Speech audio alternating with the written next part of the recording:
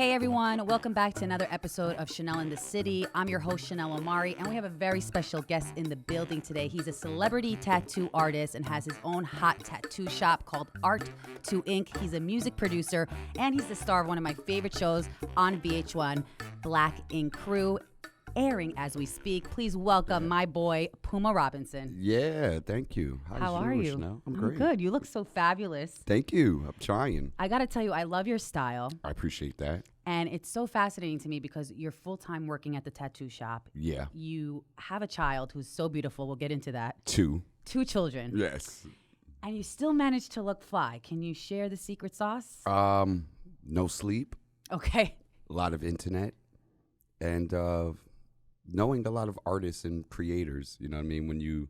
I like to support people who I know are making it right then and there. Like Very cool. If I see somebody and they're making a T-shirt, I buy it. You know what I mean? That's me. So I like to support like really low-end kind of up-and-coming brands, and that's most of the time how it works. That's so cool. I love that. Because like me, I can't, sometimes I feel like I don't even have time in the day. I'm like, what am I going to wear? How am I going to wear it? I mean, any tips when you're on the go?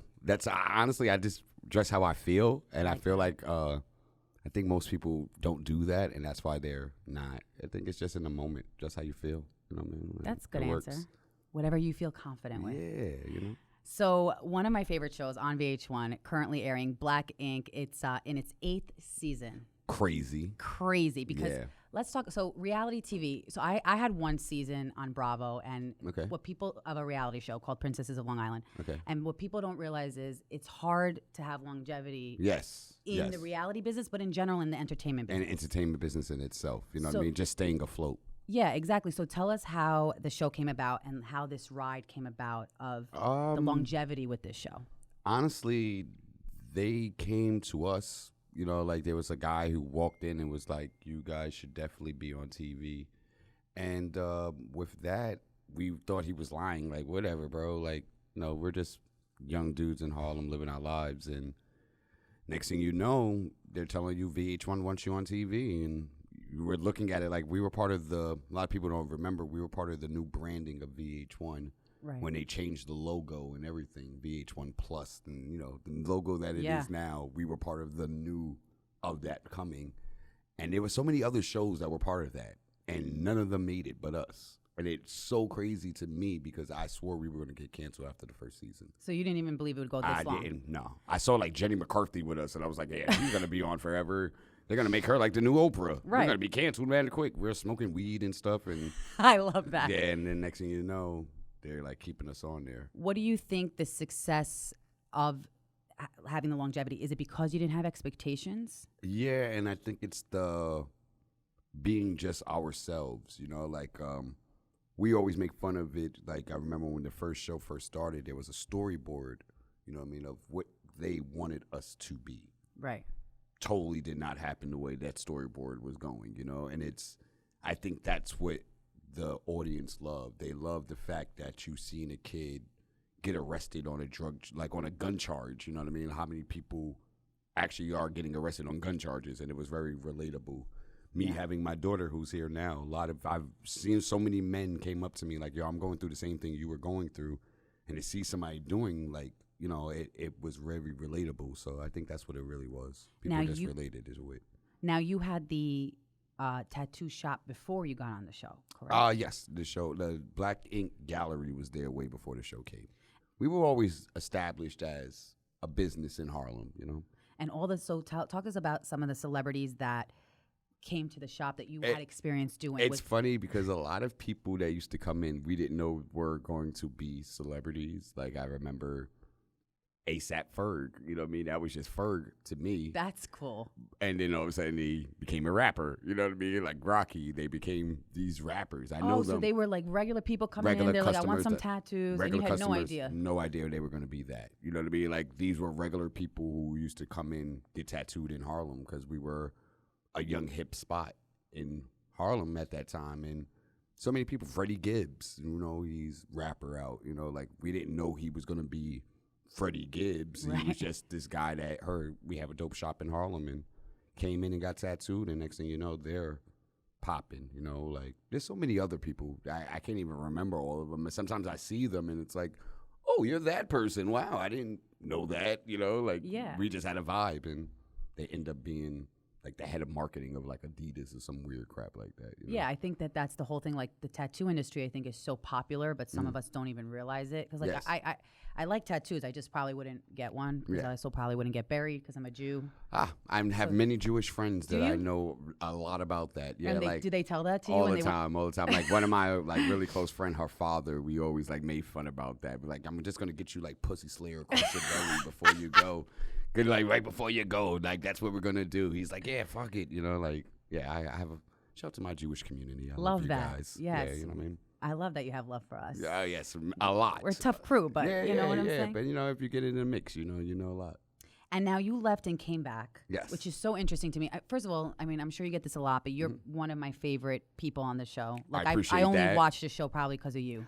I really appreciate that. Thank you. I find that all crazy. I swear. I just think you're very relatable and real. Thank you. I appreciate that. And I see it in person now. Even when I'm talking to you, it's like you don't change who you are. No. It's which just is regular. so cool. Yeah, it's just regular. But what Kanye say, talk on TV like it's just you and me.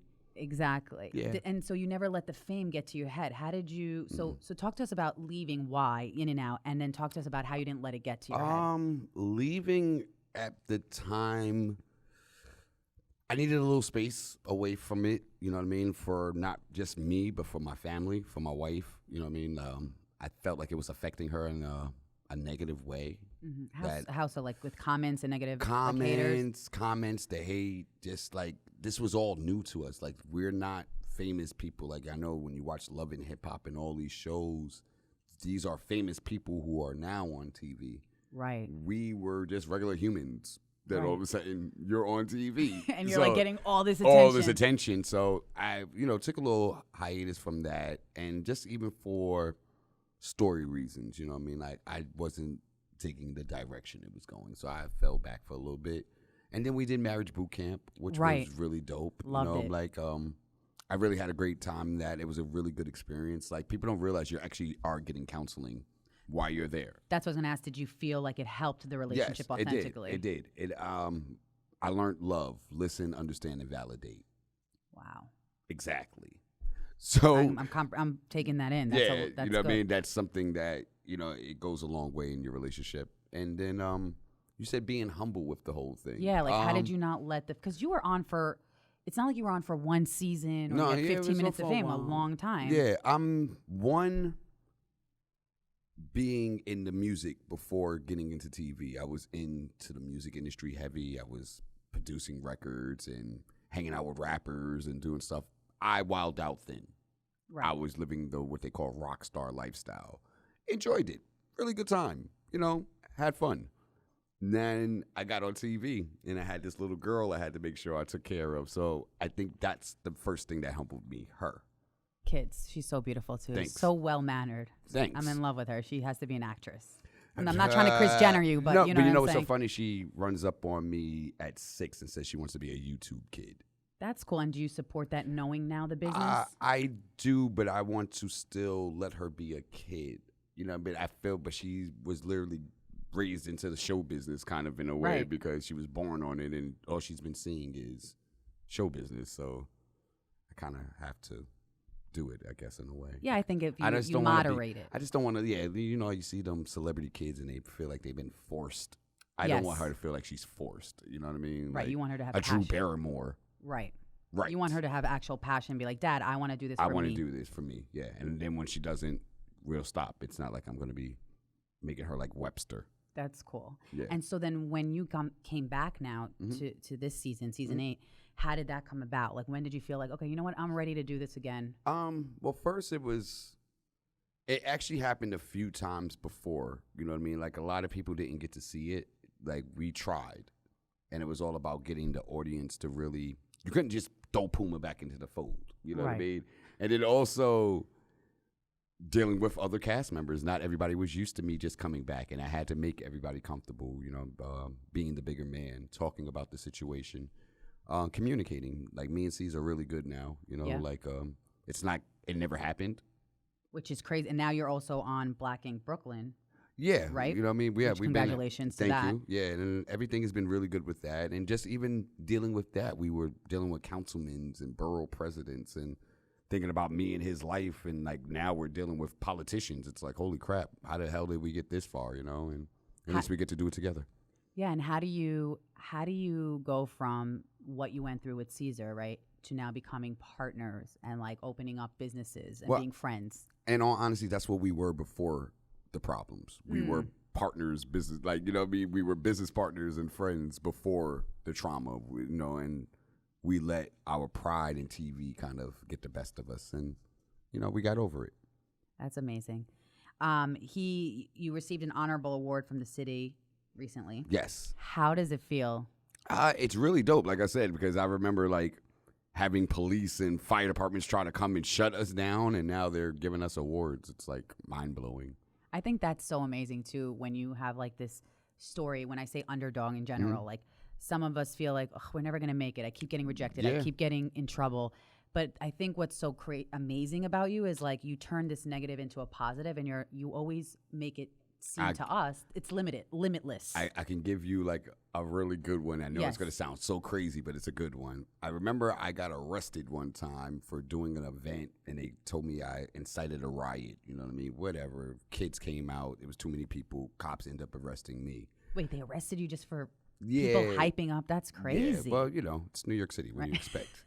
And I remember being in the cell, and I broke down and cried. And it was like, damn, I'm just trying to do good, and yet I'm here. How did this happen? You know what I'm saying? You try to give kids a place to be themselves so they can grow. And yet, I'm in handcuffs in the jail. How the hell did this come to this moment? But yet, I could have gave up and said, you know what? Hell with everybody. Let me leave this whole thing alone and just be a regular folk. And then I was like, you know what? I got to keep doing it for them and myself and, you know, my kids. So I kept doing stuff. That's amazing. And you last night, Teddy revealed some heart-wrenching details. Yeah. As it relates to his brother being abused by the police and the system. What is your take on all this? Because you said you would talk to some people that have efforts with it. And not for nothing, you see that Rikers Island recently just got closed down. Yep. They actually just shut Rikers Island down. It's going to, well, not as of now, but it's going to happen. There's going to be no more Rikers Island. And that's a start. It's stuff like that, you know what I mean? Like, it goes on more than what people know. And it sucks that we can't help them all, you know what I mean? And it sucks that they all look like us. And you can't really help anybody, you know what I mean? But so much. And then when you try to help, it's almost like you make it worse. Right. So it's like, what do you do? Well, that's what I was going to ask you, because to start the conversation, because even as a woman, you know, and I don't get it as bad, obviously, you know, when someone of color or another race. Yeah. But I remember, like, lately, you know, police, they're brutal. I mean, the abuse is real. And a lot of my, you know, African-American friends would tell me the stories, and I'm like, I believe it. Well, I mean, how do you change the culture? How do you change the narrative? Because it's not only just for you guys, it's for everybody of minority. It's not, you know what it is? It has really, what I always tell people, I've come to a realization, it has nothing to do with even race anymore. It's, we created all these war machines, these people that we sent out to armies and wars, and we create all these people, and then once we're done with them, we got to give them a job. Yeah. But yet they have the mindset of being war machines. So it's like, what can we do? It's our own fault. You know what I mean? We need to protect our country, as we say, and we create all these war machines, and now after we create these humans to be killers, what can you do with them? You know what I mean? We have millions of killers that live in America, and it's ones that we created ourselves. It's kind of scary. That's actually really profound. Yeah, we're creating the monster. We created our own monsters. It has nothing to do with race. It's our creation of our protection. Yeah. But, you know, don't let me talk too deep. It's like nothing. Right. I sit there and I'm like, maybe it's not personal. No, maybe they're not stopping me because I'm a woman or because I'm a Jew. Or, you know, you never know. No. It's not personal. It's almost what they've been controlled to do. They go to these countries, and that's what they're supposed to do. Run into people's house. Control. And you tell them now, come home. And their mindset is already set in that form. Right. You know, war machines. That's what I call them. Is it hard? I love that. Is it hard being a public figure and then dealing, like, do you ever feel like you get set up sometimes because so many people have access to your life that, like with the hate, with the negative comments? Like, how do you deal with all that? Nah, I feel like I'm at a point now where like trolls don't really bother me no more. Like honestly, on my Instagram, trolls don't.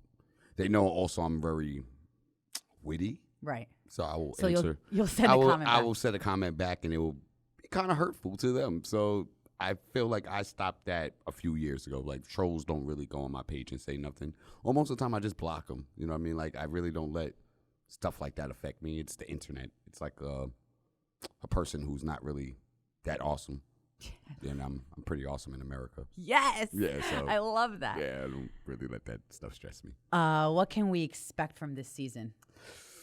Oh, some spiciness. There's some spiciness coming, boy. It's about to get extra spicy. Even more than the last season. Yeah, because they're about to cross the spice. And that's as far as I can take it. They're going to cross the spice. That's all you could give us. That's all I can give you. When can we tune in with the season? All right. Every Wednesday, the new time is 8 p.m. Prime time, VH1, Black Ink Crew, New York. And shout out to VH1 and Big Fish and all the good people that I work with. And shout out to the whole Black Ink and Arts of Ink. Shout out to my super awesome daughter that's with me, Tamia. And shout out to my son, Rager. Love it. And, it's good. Do you expect Black Ink to run more seasons, and do you expect to be on those seasons? If only you knew what I have to deal with. Like, I be feeling like I'm never going to stop filming. Yeah. And then the next thing you know, you get this email that's like, yeah, we just do a couple more episodes on this. And you're like, holy shit, you guys are never going to stop, are you?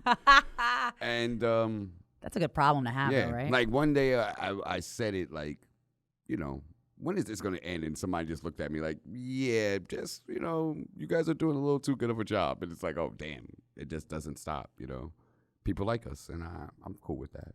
What I do also love about you is that most people that go into reality, like you said, they're not prepared. So let's say they get cut or replaced. They don't have another brand. They think the network's going to make them. Yeah, How do you I talk navigate about through that. You know what? That's been a conversation that's been going on a lot lately. You do it really well. Because if you didn't have the show, you'd be Puma Robinson would be fine. Still fine. Because you have the music, you got the shops, you can have a spinoff. What I tell most people is I'm a New Yorker. That's one. I'm from the Bronx. I'm a New Yorker. So it's like, that's my mindset, man. I've always been told you better go get the money because if you don't go get it, somebody else will. And I don't think everybody thinks like that. I think everybody thinks like the money's going to come to them rather than thinking they have to go get the money. You know what I mean? And that's how I am. And I think that's why my kid is able to wear really cool Jordans and have iPads and iPhones and live a good life that she lives, because I didn't live like that, so I just do it for them. And it's best not to rely on one thing. No, never at all. You know what I mean? That's why I just try to keep it going, And I don't even like talking about what I do anymore, because people will listen. People listen to your show, Chanel, and they will be like, oh, my goodness, I want to do what Puma's doing, because he just said it, and he does cool stuff. Yeah, you can't share those secrets. So you can't You're right. say, can't tell everybody everything nowadays. I love that. Yeah. Speaking of being a family man, it could be hard balancing celebrity and being a parent at the same time. What are some of the things you do best as a dad while balancing your career? Like, what is the advice out there for other dads, single dads, not single dads, how to balance this career and their kids? Just to make sure you know that once all the fame and everything is over, all you have left is your kids. So make sure that everything you do, you make sure you know that at the end of the day, once it's all over, that's all you got. When I'm old and gray and need my diaper change, that's who's going to be doing it. You know what I mean? So I might as well think about it now. And when everything I do and how I move, it's like I got to think like that. And I don't think some people don't have the moral compass too. Their moral compass is you seem you were really raised right. Your mama raised you right. You know what's so crazy? If only you knew my background with my childhood, you would be like, holy crap, you're supposed to be like a murderer or something. No, nobody actually. I've been raised by numerous people. Numerous humans are a part of this. I think I'm a sponge.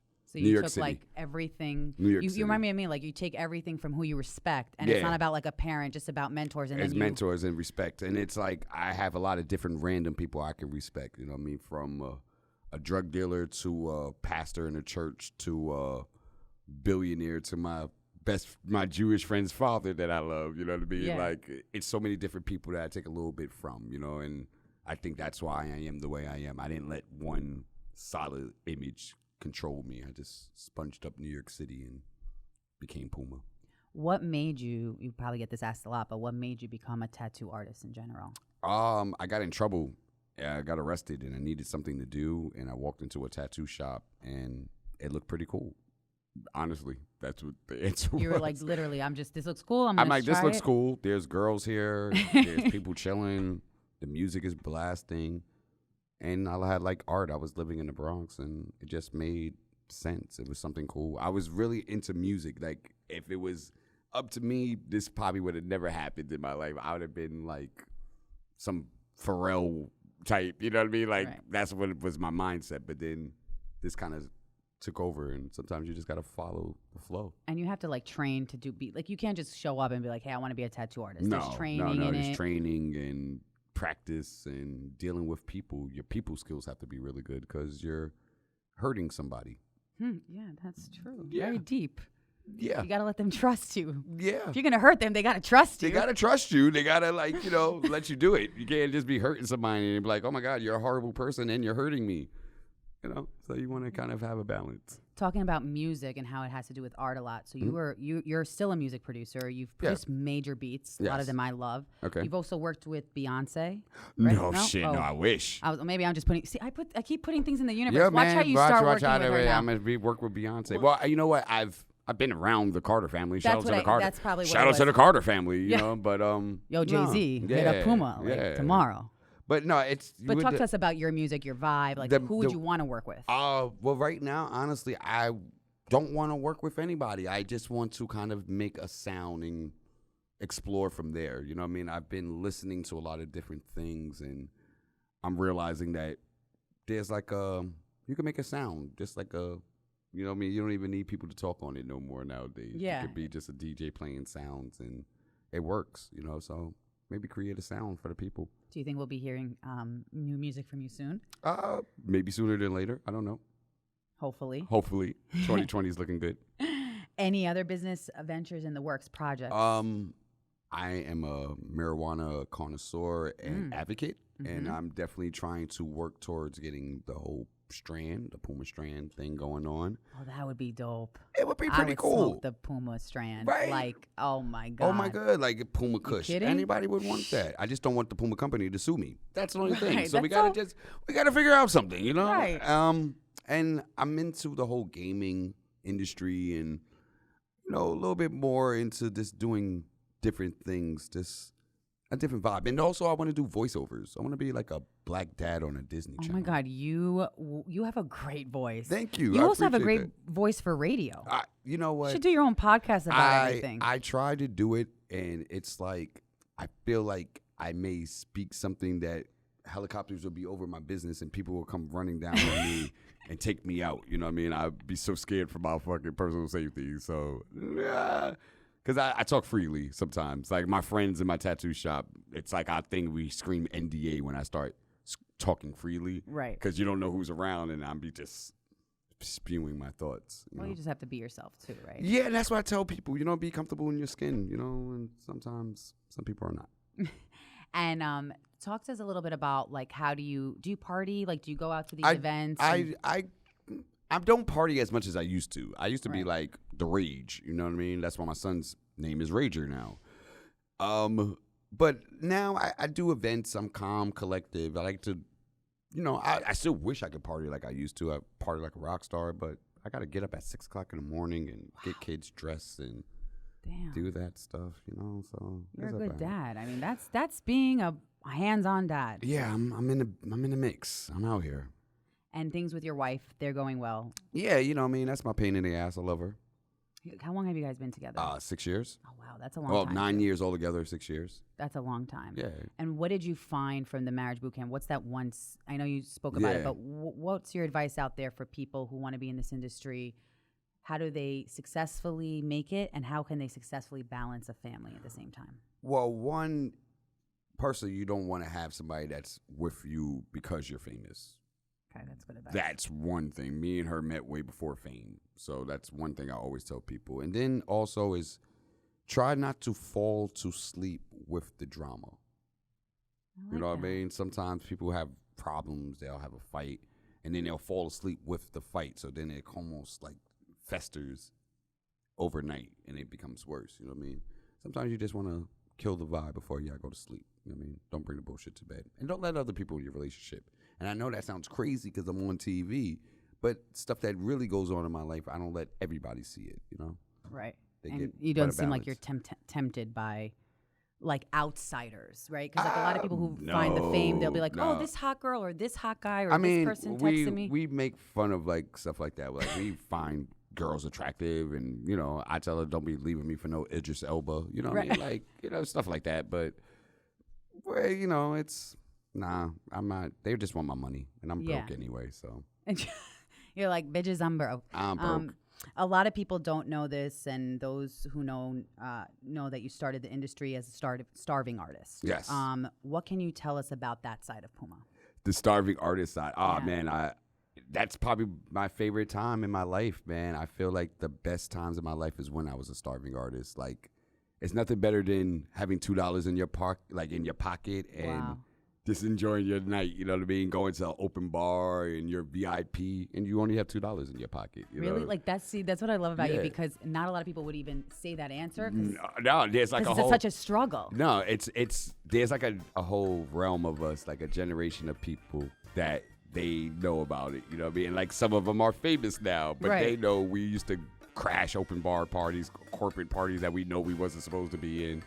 And just being there and being a starving artist, because you don't know who you can meet in that building. You never know who it was that saw you that was like, I like your style. Right. Can I take a picture of you? And the next thing you know, you're on a board and you're working New York City stuff, you know?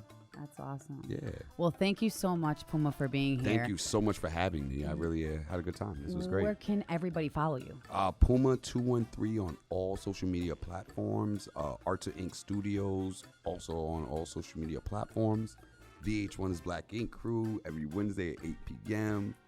And I'll be outside. If you see me, just ask for a hug. Yeah, I love that. Yeah. And tune in to this interview. Thank you so much again for doing this. Thank you for having me. Thank you.